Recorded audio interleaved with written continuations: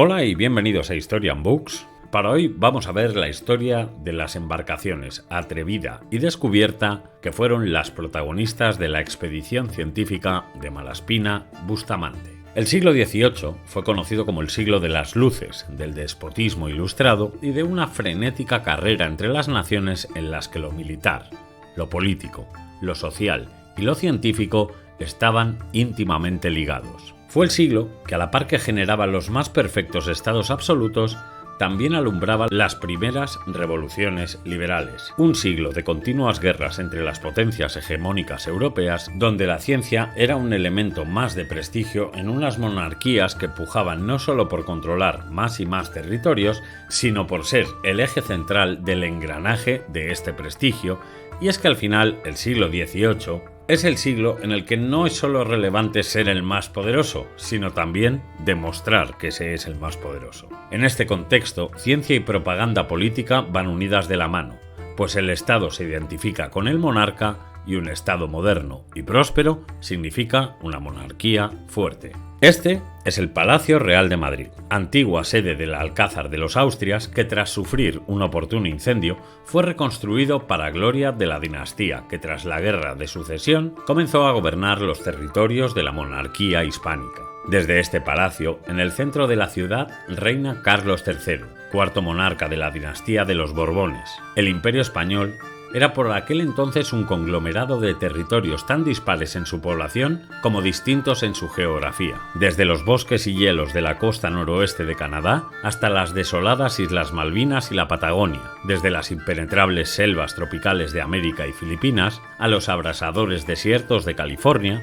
o los extensos pastos de la pampa argentina, desde los puertos de Sevilla y Cádiz a la lejana ciudad de Manila, puerta del enigmático Oriente. Los súbditos de este imperio eran también tan dispersos que sería imposible enumerarlos. Dos oficiales de la Armada Española, Alejandro Malaspina y José Bustamante, proponen en 1788 a Carlos III realizar una expedición científica alrededor del mundo. Antes de ver este viaje en concreto, creo que es bueno hacer una pequeña recapitulación de esos primeros viajes científicos de la monarquía hispánica. Como hemos señalado, el viaje fue propuesto a Carlos III en 1788, un viaje con fines políticos y científicos, muy a la par con los realizados por Cook para el Reino Unido o Bougainville para Francia. En España, desde luego, los viajes de exploración gozaban de una amplia tradición. En el siglo XVIII, las grandes expediciones científicas españolas recorrieron todos los confines del imperio,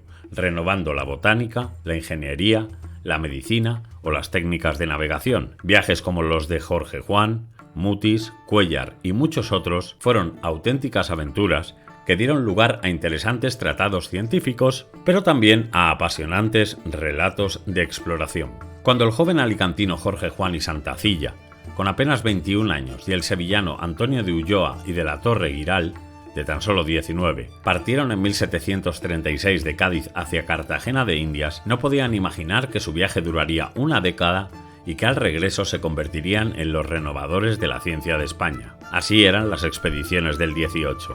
Largas, intensas y trascendentales. Jorge Juan y Antonio de Ulloa eran la parte española de una expedición francesa que intentaba nada menos que descubrir definitivamente la forma de la Tierra. La llamada Expedición Geodésica del Reino de Quito era una iniciativa del astrónomo francés Louis Gaudin, el geómetra Pierre Bouguer y el químico y naturalista Charles-Marie de la Condamine, amigo de Voltaire y uno de los más firmes defensores de esta aventura científica. En este viaje, los españoles tenían realmente otros fines: controlar a los franceses, que probablemente llevaban ánimo de espiar en las colonias españolas, y realizar un completo inventario de la flora, geografía, fauna e incluso antropología física y folclore del Imperio Español en América, algo jamás realizado hasta la fecha. Jorge Juan y Antonio Ulloa son solo dos de los más célebres entre los numerosos viajeros científicos españoles que a lo largo del XVIII recorrieron los confines del planeta, con objetivos botánicos, geodésicos, mineralógicos, zoológicos o sanitarios. Sus nombres están asociados también a la renovación de la ciencia en la España del siglo XVIII, que tendrá algunos escenarios muy significativos como el Observatorio de Cádiz, el Jardín Botánico de Madrid o las llamadas sociedades patrióticas o científicas. Los viajes científicos realmente no comenzaron en el XVIII. Existía ya una larga tradición heredada del siglo XVI, cuando bajo el reinado de Felipe II se hizo un verdadero esfuerzo por conquistar y conocer las características y posibilidades del nuevo imperio creado tras la conquista de América y el Pacífico. Desde la corona se planificaron meticulosamente expediciones y se crearon instituciones para que los científicos desarrollaran su actividad al servicio siempre del Estado. Pese a la imagen oscura que se ha transmitido del monarca y de su reinado, Felipe II fue un rey educado en las matemáticas, gran coleccionista y apasionado por los libros. De su reinado, cabe destacar la institución de una academia de cosmografía y matemáticas en la corte, la formación de colecciones naturalísticas, la creación de la impresionante biblioteca del Escorial o la fundación de una cátedra de medicamentos simples, así como los laboratorios de destilación en Aranjuez, el Escorial y el Alcázar de Madrid.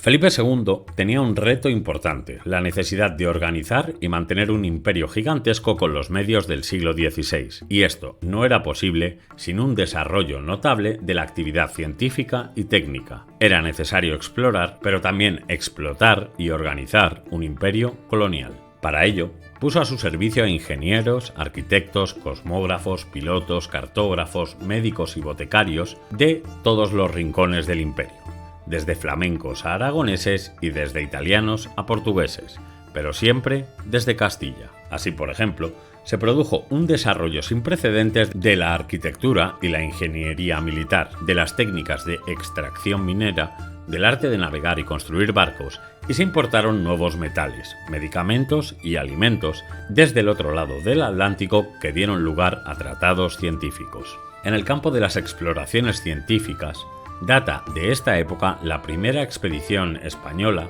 propiamente ligada a la ciencia, la de Francisco Hernández, nombrado por Felipe II protomédico general de las Indias, islas y tierra firme del mar Océano. Francisco Hernández se dedicó durante 7 años a recorrer gran parte de la entonces Nueva España acompañado por su hijo. Su misión era preparar para el rey un informe detallado, completo y documentado de la medicina y de sus elementos curativos. De 1570 a 1577 vivió en tierras americanas, preguntando con la ayuda de intérpretes de las diferentes regiones sobre las plantas medicinales, sus propiedades, manera de colectarlas y beneficios. De aquí le vino el nombre que los indígenas le asignaron, el preguntador. 3 pintores indígenas tlaculios le ayudaron en esta empresa que se tradujo en más de 2000 ejemplares clasificados. A su vuelta, la corte quedó impresionada por su hazaña, la tenacidad de su esfuerzo y la claridad de su trabajo.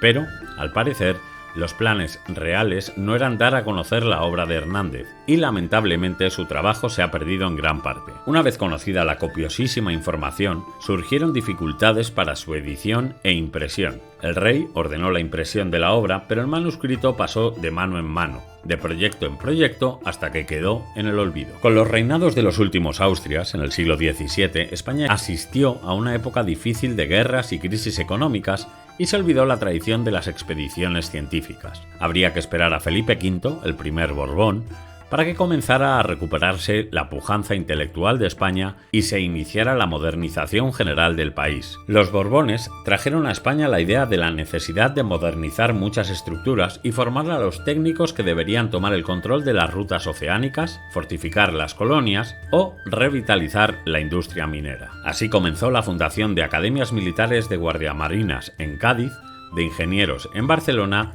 y de artillería en Madrid. 3 instituciones que van a tener un importante papel en la modernización de la ciencia y en las nuevas expediciones. En esta época, la Inquisición todavía pesaba mucho, pero cada vez había más profesionales cualificados que exigían un cambio. Fue con Carlos III cuando llegó el gran momento de las expediciones ilustradas, que tendrán objetivos muy diversos: botánicos, mineralógicas, geodésicas, sanitarias, pero un denominador común: todas serán financiadas por el Estado, incluso las privadas como la de Alejandro Humboldt, que requerían siempre la previa autorización de la corona. Todas las expediciones tendrán también como objeto común la apertura de la ciencia española al exterior y la conexión con el resto de la comunidad científica europea y los investigadores de prestigio. Con estas expediciones se retomará la tradición renacentista científica interrumpida por la crisis del siglo XVII y también la tradición de exploración y navegación de los siglos XV y XVI, en la que los portugueses y españoles fueron grandes protagonistas. En el siglo XVIII era indiscutible que el conocimiento científico es fuente de poder y era por tanto necesario para el Estado conocer todos los recursos que estaban a su alcance en las colonias y cómo aprovecharlos mejor. Las más representativas de todas estas expediciones son probablemente las botánicas. Era preciso conocer la flora americana, saber cómo producir más y mejor y cómo explotar las riquezas naturales de las colonias. Era necesario conocer las plantas útiles en la industria, la medicina y el comercio, renovar los medicamentos, utilizar nuevos materiales para la construcción naval o la industria textil. Era también urgente introducir en España semillas o plantas vivas y aclimatarlas a nuestro territorio y adoptar un nuevo sistema de clasificación científica que permitiera ordenar de forma práctica la gran variedad de especies descubiertas, así como ya lo había hecho el sistema de Linneo. Entre las grandes expediciones científicas con objetivos botánicos hay tres destacadas.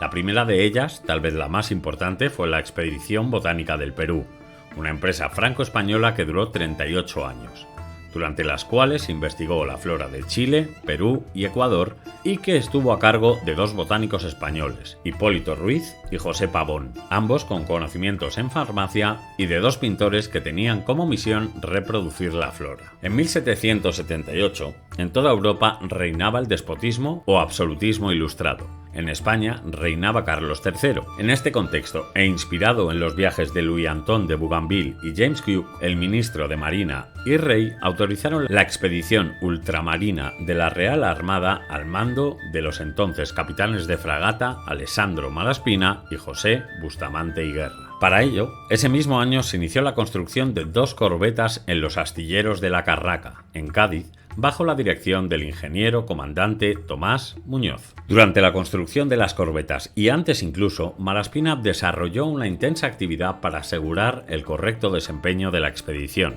destacando la abundante correspondencia que dirigió a distintas personalidades. En este sentido, las cartas de Malaspina fueron dirigidas en primer lugar a Antonio Bailío y a Antonio Valdés, ministro de Marina, presentando el plan de un viaje científico-político alrededor del mundo. Esta misión queda clara al principio cuando describe que la expedición seguirá las trazas de Cook y Lapérouse, pero un viaje hecho por navegantes españoles debe implicar dos objetivos. El uno es la construcción de cartas hidrográficas para las regiones más remotas de la América y de derroteros que puedan guiar con acierto la poca experta navegación mercantil, y la otra investigación del estado político de la América, el estado del comercio de cada provincia, así como la dificultad para resistir una invasión enemiga o suministrar fuerzas para intentarla contra los mismos enemigos. Estas misivas contienen un pormenorizado plan de viaje, con todas las escalas que se pretenden hacer. La minuciosidad del plan ciertamente ayudó sobremanera a que las autoridades aprobaran el viaje,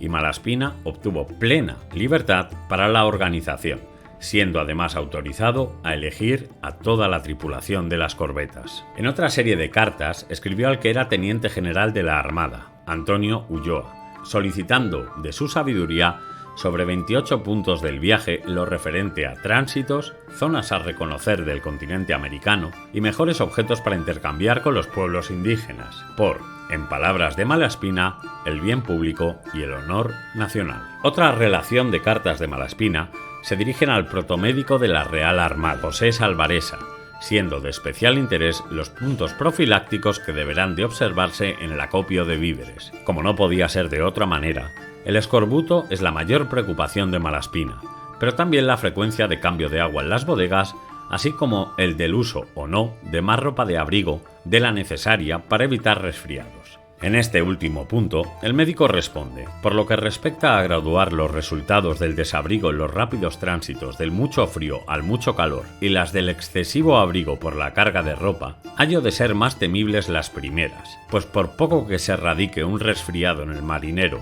y haga tiro al pecho, lo consume insensiblemente hasta inhabilitarlo, y el exceso de ropa solo ocasionará que irá haciendo tolerable con el convencimiento del motivo, y más los del norte de España, de genio menos desaliñado en sus personas y más acostumbrados a andar cubiertos. Dejo, no obstante, en su lugar lo que exija la ocasión, en que a presencia del calor excesivo puede quizás ser de impedimento a las maniobras ejecutivas la mucha ropa. Otra serie de cartas las dirige Malaspina al subdirector de Arsenales Fermín de Sesma, de la que solo se conserva la primera, en la que Malaspina solicita el velamen, aparejos y la artillería para defensa de las naves, 22 cañones de A6 con cargas de 50 tijeras, 25 con bala, 10 con palanquita y 15 con metralla, 2 cañones de A4 y un disparador de cohetes, ambos para señales, y finalmente un repuesto no grande de utensilios, uno muy abundante de balas para fusil y pistola, un excelente armamento, inclusas en él bayonetas, cinturones y vainas para sables. Malaspina también escribe al ingeniero Tomás Muñoz, en las que solicita la instalación de un pararrayos, tal y como redacta Malaspina. Con las últimas lecciones de Monsieur Leroy, oídas en París por los señores de Ureña y Betancourt, he podido deducir para las corbetas Atrevida y Descubierta la siguiente aplicación que expongo ahora al juicioso examen de vuestra señoría, a fin de ponerla en práctica si merece su aprobación. Especialmente interesante resulta en esta misiva el hecho de demostrar el intenso intercambio cultural y científico que en Europa existía. Malaspina, como no podía ser de otra forma, también tuvo una intensa actividad de correspondencia con el otro capitán de la expedición, Bustamante, siendo de especial relevancia las instrucciones notables sobre la policía de los barcos, destacando en primer lugar el tono en el que Malaspina se dirige a Bustamante, quien a pesar de ser su segundo, lo trata de igual a igual, abriendo su escrito con las siguientes palabras: fuera agravio recíproco el llamar instrucción a los siguientes apuntes, en los cuales expresaré únicamente el método que ha de seguirse en la descubierta, para que vuestra merced, si gustase, adopte también en la corbeta de su mando. El fin que entrambos nos hemos prefijado al abrazar esta comisión es uno mismo, de servir a la nación con tareas particulares, acreditar el honor que nos anima y hacernos dignos de la confianza pública y del aprecio de los oficiales que se han brindado a encontrar bajo nuestras órdenes una serie bien dilatada de fatigas y de peligros. Pero podemos variar el concepto de lo que nos guíe más directamente a conseguir aquel fin, y como la uniformidad es, sin la menor duda, la base esencial del servicio, podemos aún, guiados de un mismo celo y de una misma inteligencia, acertando aún entrambos en la elección de los medios, destruir sus buenos efectos con el solo inconveniente de haber tomado diferentes sendas. Las disposiciones son especialmente extensas, hasta 29 epígrafes que tratan todas las reglas que deben observarse y cumplirse en ambos navíos, ocupándose en este sentido de los roles que cada individuo debe desempeñar, las raciones que corresponden a cada grupo según su rango, las acomodaciones a las que tendrán derecho y las funciones de cada uno. El porqué de la necesidad de establecer estos puntos en un navío que supuestamente se regía por los preceptos establecidos en los de la Marina Real lo encontramos justamente en el epígrafe primero que Malaspina redacta. En un viaje de esta especie ha de prevalecer precisamente un método opuesto al de los buques ordinarios de la Armada. En estos, la disciplina militar es la que rige, en aquel debe apartarse cuanto sea posible.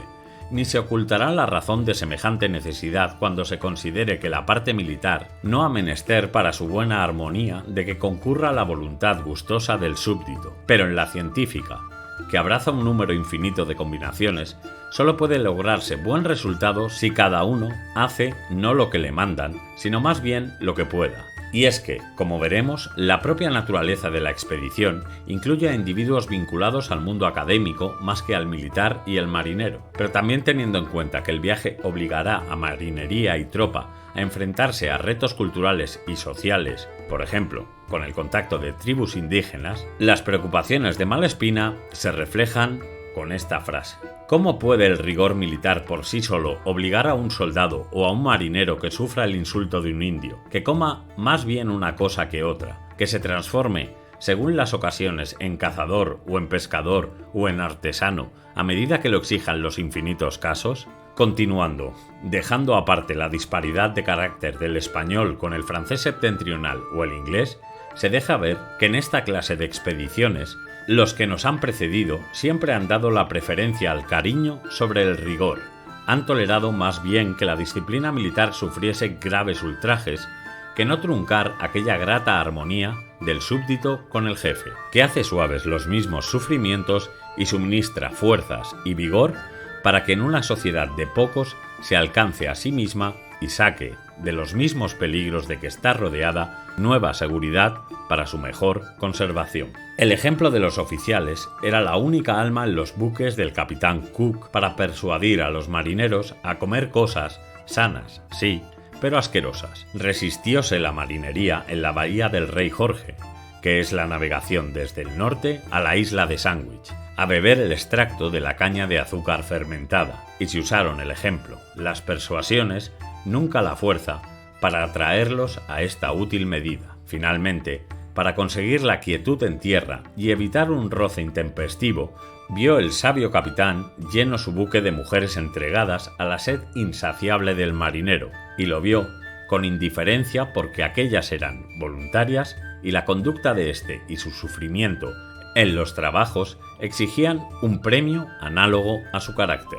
Una vez consultadas todas las dudas e interrogantes de Malaspina, ya solo quedaba una cosa: probar las corbetas. La botadura de las naves se realizó el 8 de abril de 1789 y las pruebas de mar se realizaron el 5 de julio de ese mismo año. Sobre estas pruebas, Malaspina anotó las siguientes impresiones. Estas corbetas, construidas por el ingeniero comandante de este departamento, don Tomás Muñoz, se probaron el día 5 de julio a presencia de este oficial y del excelentísimo señor don Antonio Ulloa, uno y otro embarcados en la Descubierta. Varios otros oficiales de la Armada asistieron a las mismas pruebas en la Atrevida. Los pesos de la Atrevida podían considerarse aproximadamente los mismos, pero su estiba estaba más bien proporcionada, aligerada la proa de cerca de 200 quintales de lastre y hecha la repartición de efectos con atención a lo que se advertía en la Descubierta, cuyos trabajos se anticiparon siempre unos 15 días, intervalo con el cual se botaron al agua. La variedad de efectos embarcados, la precisión de tenerlos casi todos a mano, los mismos plazos de su apresto y finalmente la ninguna práctica del mismo buque y de sus verdaderas capacidades, difíciles de graduarse de un solo golpe de vista, nos aseguran que estamos muy lejos de haber acertado en esta ocasión, con el mejor modo de estiba.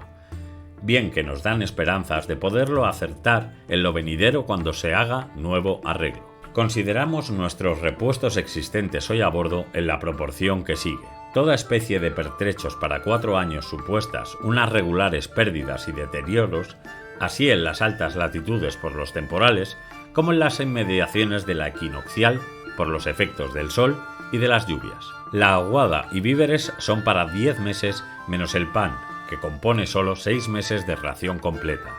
El vino de Sanlúcar, coles agrias, vinagre y aceite pueden considerarse suficientes para un plazo de 2 a 3 años. Las medicinas, todos los libros, instrumentos simples y utensilios que corresponden a la historia natural y a la astronomía, todo lo necesario ha de dar quilla y habilitar entre la tripulación varios obreros de calafate, carpintero y herrero. Y finalmente, un acopio grande y aún excesivo de géneros de cambios, regalos y de vestuario para la gente. Forman una cantidad de efectos difícil de combinarse con la apariencia exterior de las embarcaciones, cuyo calado no excede de 14 pies y en cuyo buque se ha dejado sitio bastante para los acopios de la historia natural. Las corbetas dieron la vela a las 7:30 de la mañana sobre las gavias, juanetes, foque y mesana. La marea era entrante con la velocidad correspondiente a las inmediaciones del plenilunio y el viento bonacible del oeste. Fue menester pairear, esto es, reducir la velocidad, un buen rato para que la Atrevida concluyese sus faenas de ancla. Luego, con el mismo aparejo y la mura de babor, empezamos las pruebas al mismo tiempo de comparación de los buques entre sí y de sus cualidades absolutas. Viramos a las 10 a un tiempo por avante y se dieron las mayores y los estáis. Reviramos sobre los bajos de San Sebastián y dando nuevo bordo a las costas de Rota nos hallamos bien franqueados y volvimos a virar al oeste con el viento del oeste un cuarto noroeste. A la 1 nos pusimos al pairo y mareado nuevamente todo aparejo a las 3 e hicieron diferentes bordos y sin sujeción una a otra. Varias pruebas hasta las 6:30 de la tarde, a cuya hora arribamos y con trinquete, gavias y juanetes logramos fondear de nuevo en la bahía al ponerse el sol. De estas pruebas, Malaspina también redacta una serie de deducciones que reproducimos a continuación. El andar, gobierno y aguante de ambas embarcaciones puede considerarse igual según todas las pruebas de este día. La Atrevida en 2 ocasiones ganó algún barlovento a la descubierta, pero este debe atribuirse tal vez al mejor estado de su estiba que ya se ha manifestado. Las corbetas han virado por avante en 2 minutos con gavias, juanetes y foques, viento de 4 millas y marea contraria. En 1 minuto con todo aparejo de bolina, andar de 5 millas y marea contraria. En 2 minutos y medio con el timón a la vía, todo aparejo de bolina, marea favorable y andar de 6 millas. Han virado en redondo en 2 minutos, andar de 6 millas, todo aparejo y marea contraria. Bien que fue menester dilatar la virada por no poderse preparar el aparejo con la debida celeridad.